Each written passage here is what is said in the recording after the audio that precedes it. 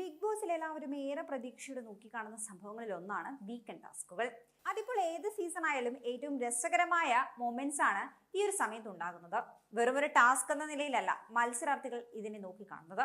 അടുത്ത ഒരാഴ്ചയിലേക്കുള്ള പല നിർണായകമായ തീരുമാനങ്ങളും ഈ ടാസ്കിലെ പെർഫോമൻസിനെ അനുസരിച്ചായിരിക്കും. ക്യാപ്റ്റൻസി, എവിക്ഷൻ നോമിനേഷൻ, ജയിൽവാസം, ലക്ഷറി പോയിന്റുകൾ ഇവയൊക്കെയാണ് ഇതിന്റെ അടിസ്ഥാനത്തിൽ കിട്ടുന്നത്. ഇങ്ങനെയുള്ള ബിഗ് ബോസ് ടാസ്കുകളിൽ ഏറ്റവും ജനപ്രിയമായ ഒരു സംഭവമാണ് ബിഗ് ബോസിലെ ഹോട്ടൽ.